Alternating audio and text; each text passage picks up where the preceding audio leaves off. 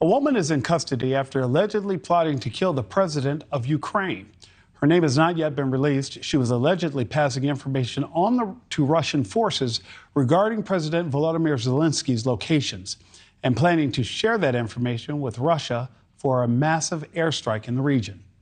I want to bring in Dr. John Schindler, a former NSA official, to talk more about this and what this means overall. Dr. Schindler, thank you so much for being here. What can you tell us about the security threats that President Zelensky faces since this Russian invasion?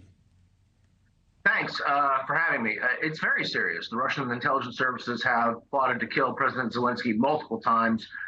Ukrainian intelligence says up to 20 plots. We don't know much about them. The current plot is very concerning because it appears quite serious.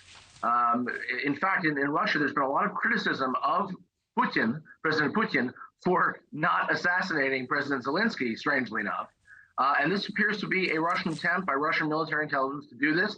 They brought in a Ukrainian woman who had previously worked at a Ukrainian military base, and she was collecting intelligence to give to Moscow to basically frame an airstrike when President Zelensky was going to visit Mykolaiv, which is a city in the south, near the front, near Odessa. And they were going to kill Zelensky, apparently. And this appears to be very good intelligence work by Ukrainian intelligence, the SBU, which is that country's domestic intelligence service, to save the president's life. And Dr. Schindler, you can only imagine how important it is for President Zelensky to have really tight security and a close circle of people who really know where he is at all times or don't know. And I'm assuming that even those people you have to trust, they're not casually sharing it with a spouse or loved one. How does Ukraine go about finding about these potential threats? Well, it appears that the SBU, Ukrainian intelligence, was listening in on the Russian agent woman's communications, presumably her phone calls, texts, whatever. And they were well aware of this long before anything was going to happen. As the U.S. military would say, this was stopped well left of any boom. That's the good news. And you certainly have to wonder if perhaps Ukraine's intelligence friends in NATO had something to do with this as well. That's very possible. It is very difficult for President Zelensky because he must maintain a very high public profile.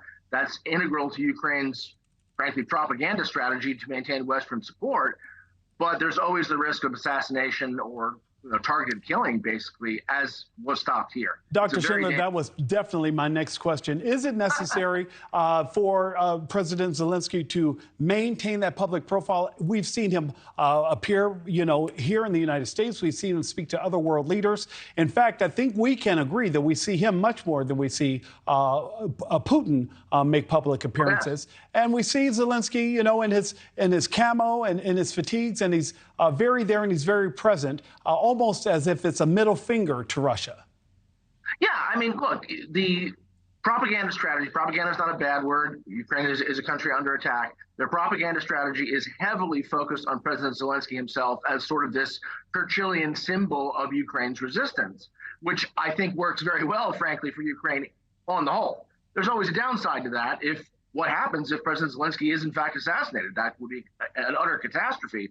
But in the main, this works very well. But it is very risky because his public image is, as the face of resistance, he has to visit the front. He has to be close to combat as much as possible. But the Russians are trying to kill him. Let's be very clear about this. I mean, it would be an enormous propaganda coup for Russia to even come close to killing President Zelensky, which is why this intelligence fight is so important and why NATO countries, including the U.S., so strongly support Ukraine in all this, literally to save the president's life. I remember at the start of this war, there was conversation about how he should have fled Ukraine, but he made it clear in the beginning he wasn't going anywhere. In fact, he was staying steadfast.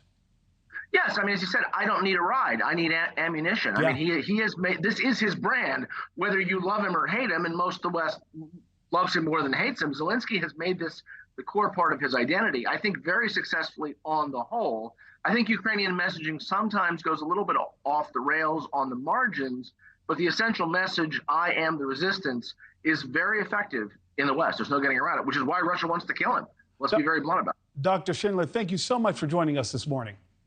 My pleasure. Thank you. Thank you for watching. Go to newsnationnow.com to find NewsNation on your television provider. And don't forget to click the red subscribe button below to get more of NewsNation's fact-driven, unbiased coverage.